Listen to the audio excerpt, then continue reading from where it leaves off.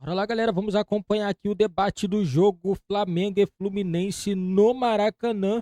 Pedro marca de pênaltis e o Flamengo afunda o Fluminense na lanterna do Campeonato Brasileiro. Foi um gol aí até que gerou muita polêmica, porque o lance antes parece que teve uma falta do Bruno Henrique e o Flamengo converteu o pênalti 1-0 e deixou a situação complicada para o Fernando Diniz sobre o comando da equipe do Fluminense. Deixa nos comentários, galera, se vocês acham que o Fernando Diniz vai ser demitido do Fluminense e o Flamengo. Será que o Flamengo vai brigar até o fim pelo Campeonato Brasileiro? Deixa nos comentários a opinião de vocês. Vamos acompanhar, né, galera? A imprensa esportiva falando tudo sobre esse jogo de Fluminense e Flamengo. O link também vai estar na descrição como crédito, direitos autorais e ESPN do Grupo Disney. Falta do Bruno Henrique? Então, eu fiquei com a impressão que na briga ali pelo espaço, o Bruno Henrique, em velocidade, ele tira o equilíbrio do Calegari e aí, a partir disso, o Calegari cai e tem um impacto por baixo. Tá. Então, achei que foi mais falta do Bruno Henrique do que um pênalti, exatamente nesse lance. Mas tem debate, né? Uma questão interpretativa. Você achou, Pascoal? Eu achei que o Bruno Henrique vem na bola, ele tem uma imposição física muito forte, porque ele é muito forte e é maior do que o Calegari. O Calegari tinha acabado de entrar, né? E tem um braço ali, essa é a discussão. O braço, ele no movimento, ele tira o jogador do Fluminense da jogada. Se aquele braço funcionou como alavanca para tirar o Calegari da jogada, a jogada tem que ser paralisada ali. Porque depois é tudo uma questão de movimento mecânico. É a consequência do primeiro ato. É movimento mecânico, porque o Calegari cai, conforme ele cai, o Bruno Henrique tropeça na perna dele e cai também. Sem querer também é falta, sem querer também é pênalti. Teve um lance na lateral do campo aqui, que o Martinelli prendeu uma bola, o Pedro chutou o Martinelli, foi um negócio meio traumático ali na beira, e o árbitro não deu nada, não marcou rigorosamente nada, deu a posse de bola para o Flamengo. Então, eu tenho algumas coisas que eu vejo no campo de jogo, que o árbitro marca e depois deixa de marcar. Eu tenho muitas dúvidas a respeito desse pênalti. Eu preciso saber, da Renata, se ela puder explicar, por favor, se é esse movimento do braço, que é o braço esquerdo. O movimento do braço esquerdo é capaz de tirar o jogador da jogada. Se esse braço tirou, a jogada está parada ali. Caso contrário, o movimento do braço, tá vendo? Uhum. Se o braço esquerdo, se essa jogada para no braço esquerdo, é falta. O que me deixa um pouco alarmado é que o VAR fez a chamada intervenção silenciosa, né? O VAR está analisando tudo e o árbitro fica com a marcação de campo. Ficou com a marcação de campo. Eu gostaria de uma explicação a respeito disso e confesso para você que eu tenho muitas dúvidas a respeito desse pênalti. A gente falou Renata 3 vezes, eu vi ela abrindo a porta ali do estúdio, ela aparece ali se você chama muito. Já a Renata Roel tá no nosso estúdio aqui para falar sobre o lance do pênalti que, enfim, resultou no gol do Pedro, o gol da vitória do Flamengo. O Pedro bateu o pênalti no meio do gol, raspou no pé do goleiro do Quase. Fábio. Se um instantezinho a mais, ele conseguiria tirar a bola com o pé. 22 gols no ano. 22 gols pro Artilheiro Pedro? do país. Quantos de pênalti? Aí tem que fazer um levantamento. O pessoal do Data vai ter que fazer esse Mas levantamento. você também é polêmico, hein, Rodrigo Bueno? Eu? Imagina, Mas né? só uma Pascal? pergunta. Mas tá ali, tem a chance e tem que converter. Não é, né? Porque muita gente tenta diminuir, né? O Cristiano Ronaldo, quantos gols de pênalti? Messi, mas quantos gols de Reinaldo, pênalti, né? né? Mas quando perde título nos pênaltis, é o primeiro a tomar. Ele vai ser eliminado de Copa do Mundo com erro de pênalti ali pra ver se não é... Nem lembra disso. Mas assim, a gente vai falar sobre também o lado do Fluminense dessa história, da penalidade, mas eu acho importante destacar isso que o Bueno trouxe no primeiro comentário dele. A gente tinha muita preocupação para entender como as equipes iriam se comportar nesse período de Copa América.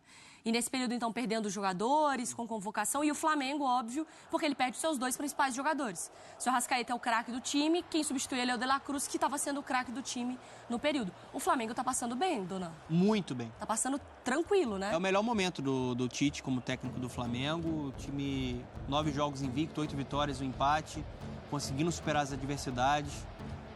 Como você falou, né, existia um temor muito grande, principalmente na ausência de De La Cruz e Arrascaeta, dos jogadores mais criativos que conectam as peças, né, dessa equipe do Flamengo. E aí ele adapta, puxa um Léo Ortiz para fazer o papel ali de volante, o Lohan ameniza muito a saída do Arrascaeta, apesar de ter desperdiçado oportunidades hoje o garoto, que é muito talentoso e muito promissor, ele gera muito jogo, né? Ele é um jogador que sobe a pressão e consegue recuperar a bola lá na frente, ele tem muita explosão, muita velocidade para chegar e dar velocidade por Essa dentro. foi a marca do Flamengo hoje, essa A marca pressão na saída tá de bola. no primeiro tempo, né, Pascoal? A gente vendo ali, toda hora que subia.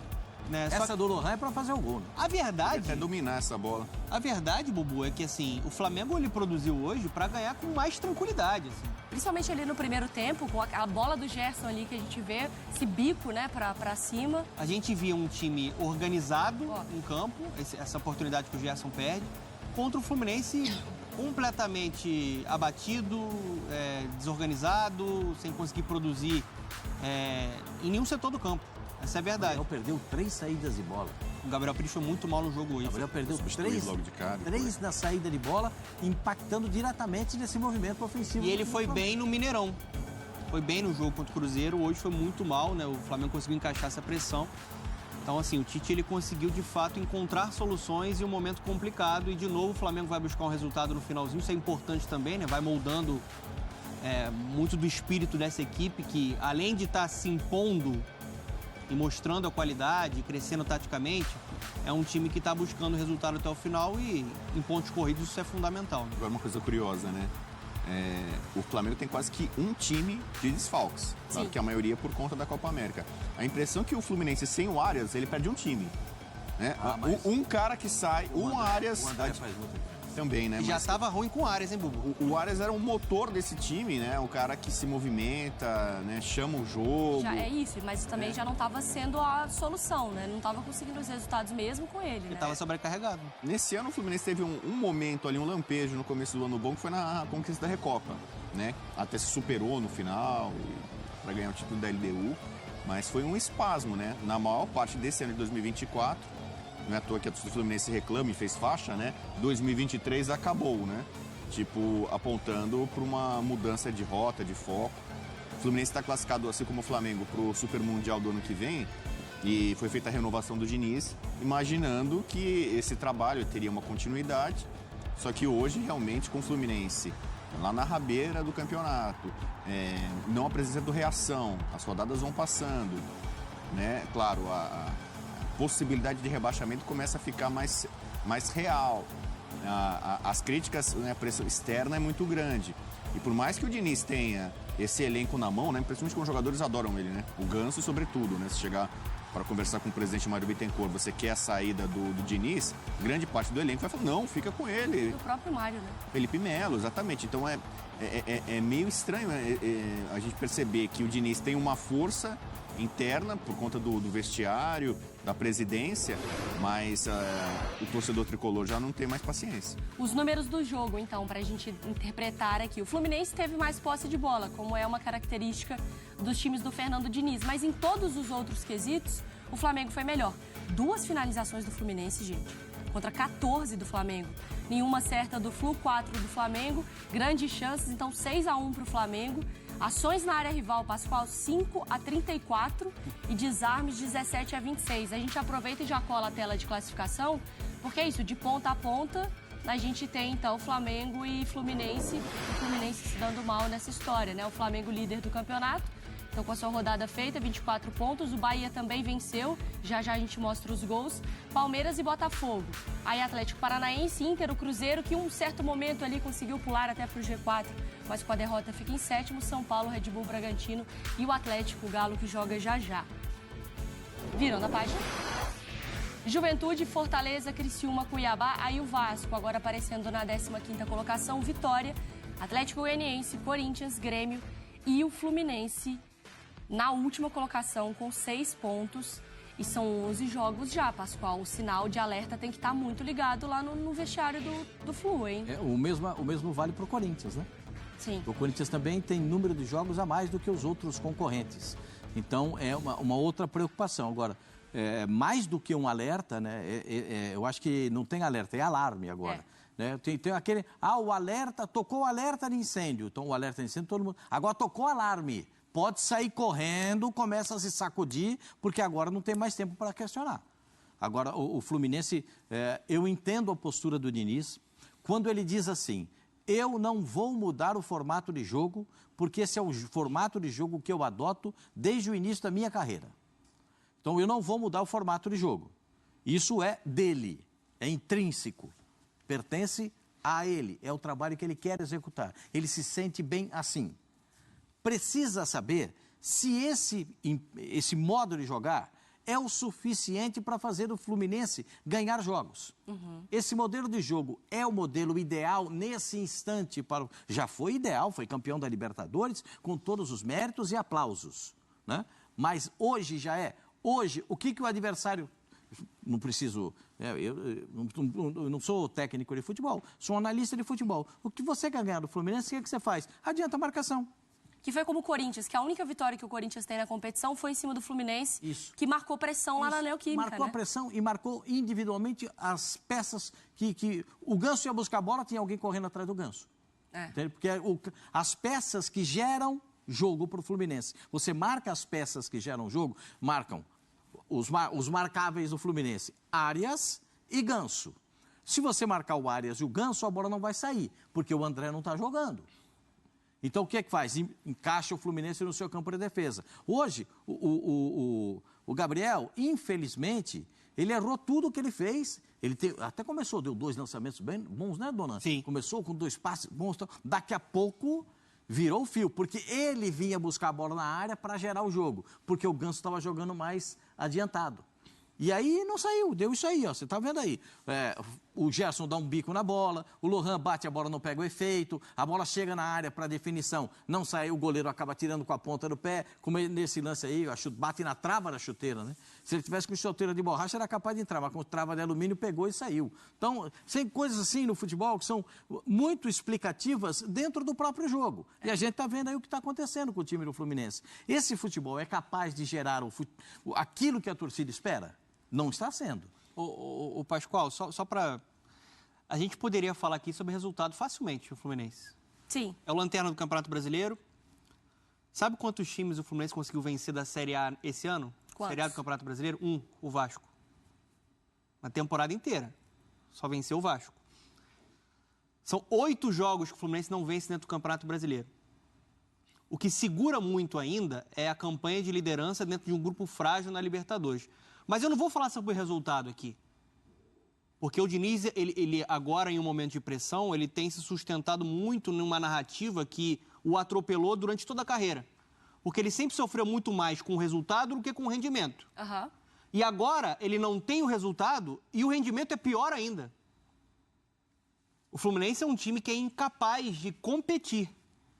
Hoje é um time vulnerável defensivamente, é um time que tem problemas crônicos na saída de bola, porque não tem mais as peças necessárias para essa série de bola ser uma série de bola mais limpa, com qualidade do Nino, do André.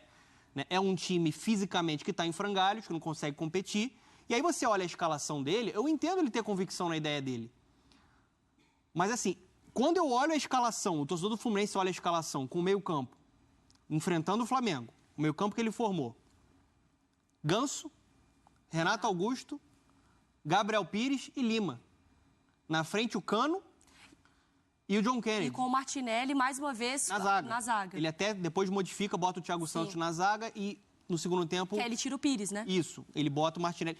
Esse time é um time lento com bola, não tem punch, não tem pegada para, primeiro, levar essa bola com mais força para frente. Você precisa de velocidade, você precisa de intensidade, você precisa ter um time mais combativo para deixar o adversário desconfortável, para pressionar. Bola foi muito mais na faixa intermediária do campo. É só cadenciado, Pascoal. Não é um time que consegue... Normalmente o time de Diniz é assim, é muita posse no campo defensivo, né?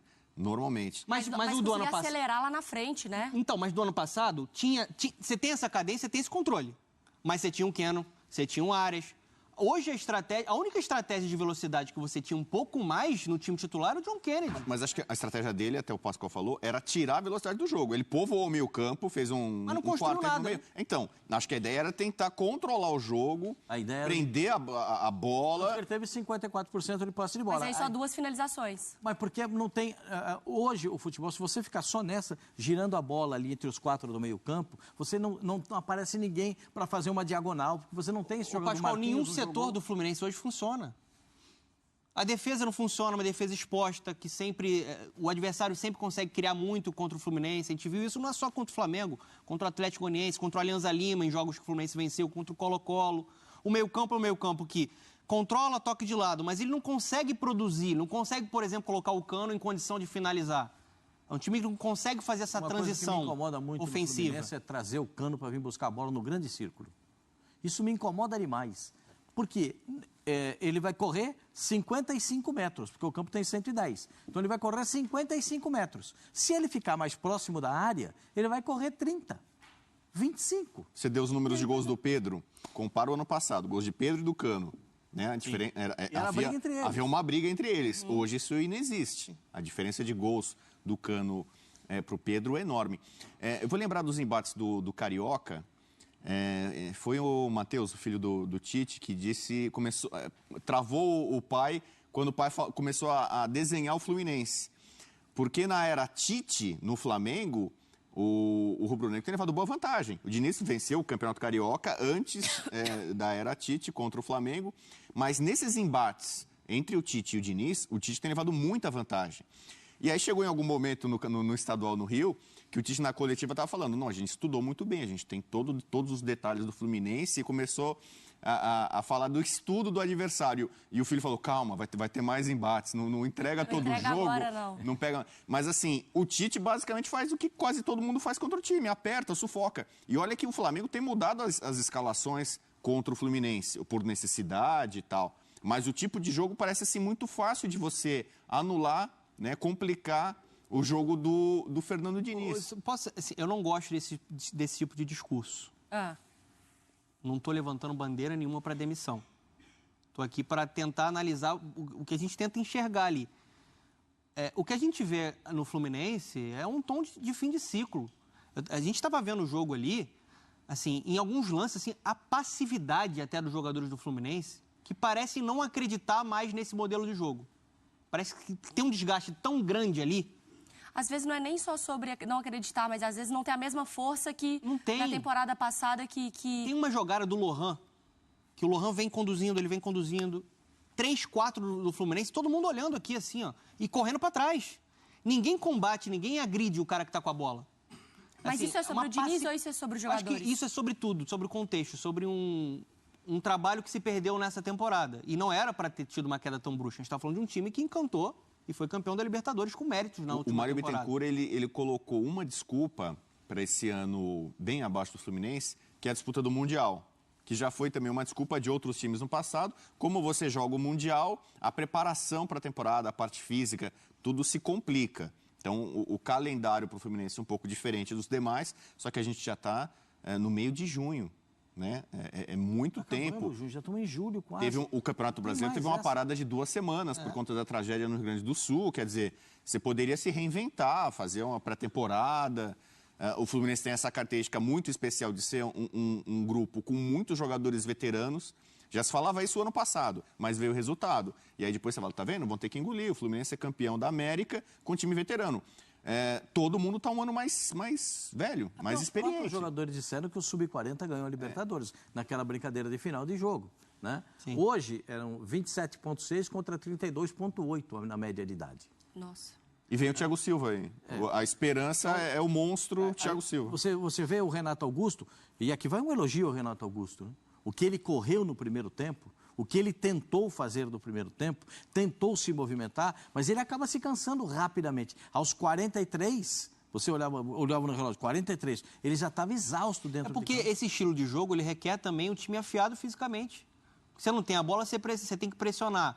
Você tem um controle, mas você tem que também acelerar esse jogo quando você tem a posse de bola, senão você vira uma presa fácil. E hoje o Fluminense, depois de ter sido campeão da Libertadores, é um time muito mais estudado pelos adversários. Os adversários já sabem como neutralizar, já sabem quais são os pontos fracos para explorar, ou todo mundo pressiona a série de bola do Fluminense forçando o erro de maneira aleatória. Não, porque sabe que isso é algo que o Diniz não conseguiu. Corinthians na temporada? Contra o Fluminense. Um raro bom jogo do Corinthians, né? Foi o que ele conseguiu vencer e venceu muito bem o Fluminense, e a gente ali já falava, meu Deus, será que também do lado do Corinthians é um alerta? Depois a gente vai falar sobre o Corinthians, né, de uma virada de chave, que a gente viu que não era uma verdade, mas do Fluminense já era um sinal do que a temporada poderia entregar. Eu tô sentindo um cheiro aqui no meu cangote, porque a Renata Ruel já está aqui no nosso estúdio também, enquanto a gente vê ainda lances do jogo entre Fluminense e Flamengo. Para a gente falar sobre o pênalti que garantiu, então, que o Pedro depois fez a cobrança e garantiu a vitória do Flamengo. No geral, primeiro, a arbitragem foi boa, não foi? Boa noite. Primeiro, boa noite, Mari, Donambo, Bu, Pascoal, fã de esporte. É uma arbitragem que, assim, o jogo foi difícil. E aí tentou controlar o jogo conforme deu ali no campo de jogo. Em alguns momentos tiveram erros, na minha visão. Mas, assim, o lance capital sempre é um pênalti, que resolve o jogo em si. E nisso, Mari, eu acho que esse é o ponto fundamental, o pênalti. O que a gente analisa nesse pênalti? O primeiro... você tem ali, para mim, uma disputa por espaço. Tá? É um jogador com o braço aqui, o outro jogador com o braço lá. Eu gosto muito de fazer a análise ao contrário, para a gente falar em critérios. Esse braço não é falta de ataque? Esse braço, se fosse do defensor, você marcaria pênalti? Sabe, eu sempre vou nessa linha. Porque é muito fácil, muitas vezes, a gente dar uma falta de ataque. Mas a gente não marcaria pênalti no mesmo lance. Se a gente marcasse um pênalti nesse lance, você ia ficar assim, isso é pênalti? Então, para mim, tem uma disputa por espaço. Primeiro um braço do jogador do Fluminense, depois um braço do jogador do Flamengo. E dentro disso, para mim, uma disputa por espaço que acontece normal. E a hora que o jogador do Fluminense cai, o que acontece? Ele cruza a perna do Bruno Henrique. Ele consegue, ele sabe quando dá aquela trançada na perna do Bruno Henrique? E aí, ele queria fazer isso? Não. Mas a gente sempre fala isso, sem querer também é falta. Quantos lances a gente já não viu de jogador caindo sem querer e aí derrubando o adversário e a arbitragem vai marcar falta? Então, dentro do que a gente vê de jogo, do critério, de um braço aqui, outro lá, para mim... A disputa por espaço foi normal, disputa por espaço, um braço aqui, um braço lá. E aí não vejo falta de ataque. E aí na hora que o jogador cai, sem querer, ele trança a perna do Bruno Henrique. Dessa forma, para mim, o pênalti marcado no campo, Renata, que o VAR manteve a decisão. Posso fazer um questionamento? Claro, sempre. Eu estou aqui vendo o lance, já vi esse lance umas 52 vezes, né? E quando vejo na câmera aproximada, o braço do Calegari é um chamado braço de proteção. Ele está medindo onde é que está o adversário, porque esse é o chamado braço, ele está sentindo onde está o adversário. Sim. Perfeito? O Bruno Henrique é mais alto e mais forte do que ele. O último instante do Bruno Henrique, olha a imagem, o último instante do Bruno Henrique é a alavanca com o braço para tirar o Calegari. Aí você fez um questionamento. Isso seria suficiente para o pênalti? Na minha visão, sim. Porque ele tem a alavanca do cotovelo tirando o adversário da jogada. Eu acho que é isso importante, Pascoal. Para mim, o lance termina aí. Sim, então, para mim é essa questão. Se você entende que houve uma falta de ataque, não houve pênalti. Se você não entende que houve falta de ataque, o pênalti, ele existe. Porque mesmo sem querer, acaba acontecendo. Eu acho que o grande questionamento é esse. Esse braço do Bruno Henrique é o suficiente para marcar uma falta ou não? Último momento, o último momento do Bruno Henrique. Eu acho que nesse lance, nessa imagem que a gente tem nesse momento, não dá para ver necessariamente o braço de disputa do Calegari. Fica muito evidente o braço de disputa O Calegari está medindo ele, o braço do Calegari está segurando, está medindo onde que ele está. Aqui, ele está percebendo, porque o Calegari o Bruno Henrique está quase passando por ele está com a mão aqui percebendo o Bruno Henrique. Mas eu acho que eles foram pro contato, Pascoal. Não. Porque o Bruno Henrique está aqui, o Bruno Henrique está aqui, e o Bruno Henrique é mais alto que ele, está com o braço mais alto. E no último instante, o Bruno Henrique faz a alavanca com o braço. Para mim, esse é o debate. Para mim, na minha interpretação, eu acho que o Bruno Henrique, em velocidade, ele acaba deslocando com esse braço esquerdo o Calegari. E aí, mas o Calegari também não tem no embate. Eu tô aqui levantando porque para mim eu entendi como a Renata, assim, uma disputa de corpo, os dois foram pro ombro, aquela coisa do eu dou em você, você dá em mim e tenta. Só que como o Calegari já capotou, ele já capotou fazendo pênalti. Sim. Mas acho que... É que eu acho que ele só capotou por conta desse braço esquerdo do Bruno Henrique. Mas é que ele também deu uma, só que o Bruno não caiu. Eu acho que teve uma intensidade um pouco maior do Bruno Henrique. Mas aí a gente estava nesse debate lá, né? Eu estava com a Renata, a discussão se a interpretação não foi falta do Bruno Henrique, é pênalti. O VAR não fez certo em não ter chamado, ele entende como interpretativo? Ele entende, e aí eu acho que ok, justamente por isso. Porque, por exemplo, se a gente está num debate aqui, é falta ou não é, a decisão é do campo. E a hora, olha o posicionamento do árbitro. Entendeu? O árbitro está de frente para o lance, ele consegue analisar o lance. O VAR não tem a obrigação de chamar sempre que é pênalti. Para mim, não. Tá. Para mim, não. Galera, esse lance ainda vai gerar muita polêmica durante a semana, porque, assim, na minha opinião, na minha visão, foi falta do Bruno Henrique. Mas foi pênalti também, mas aí a interpretação, né? O que diz a interpretação, o lance antes era para ter marcado, falta antes. Como o VAR não quis tirar a interpretação do árbitro, que estava na jogada, o árbitro viu a jogada inteira. Ele viu de perto. Ele achou que não foi falta do Bruno Henrique. Então, ele marcou o pênalti, que realmente foi pênalti. O que está sendo questionado é o lance anterior. O braço do Bruno Henrique sobre o jogador do Fluminense. Assim, na minha opinião, foi falta. Mas o árbitro entendeu que foi um lance normal, seguiu o jogo e o pênalti foi dado para o Flamengo, que foi um pênalti justíssimo. O que é questionável se foi falta ou não. Cada um tem a sua interpretação. Minha interpretação é que houve falta. Essa foi a minha interpretação. Mas assim, cabe assim a cada um interpretar da sua maneira. Deixa nos comentários a interpretação de vocês se foi falta ou não do jogador do Flamengo. E também sobre a situação do Fluminense. Será que o Fernando Diniz vai ser demitido, galera? Deixa nos comentários a opinião de vocês. Não esqueça também, né? Deixa seu like aí para fortalecer nosso canal. E o Tite, galera. O Tite tá passando por um ótimo momento no Flamengo. Apesar do Flamengo ter muitos jogadores aí servindo as seleções aí na Copa América, o Flamengo está conseguindo vencer seus jogos, está conseguindo se manter na liderança do Campeonato Brasileiro.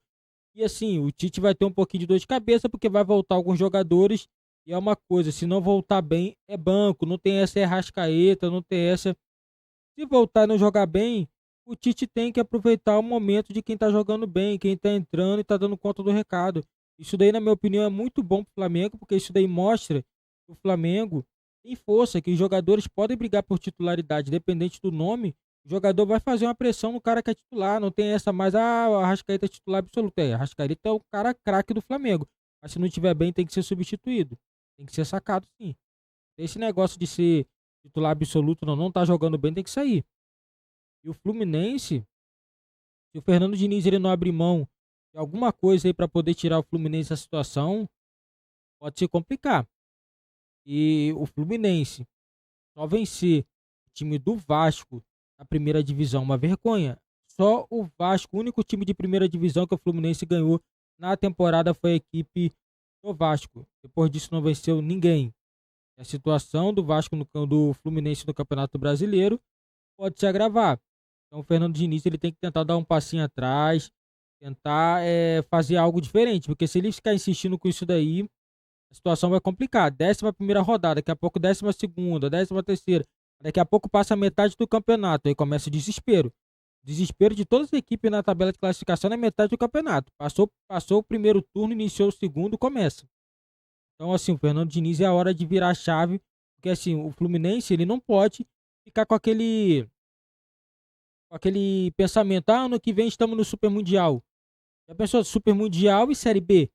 Pô, maior vergonha, na minha opinião. Então o Fluminense tem a obrigação sim de se recuperar no Campeonato Brasileiro e ficar dignamente aí, no mínimo aí G6 do Campeonato Brasileiro, que o Fluminense aí tem elenco, mas é um elenco um pouco envelhecido, mas é um elenco que pode entregar muito mais do que tem entregue nos últimos jogos. Essa é a minha opinião. Deixa nos comentários a opinião de vocês, que é muito importante para o nosso canal.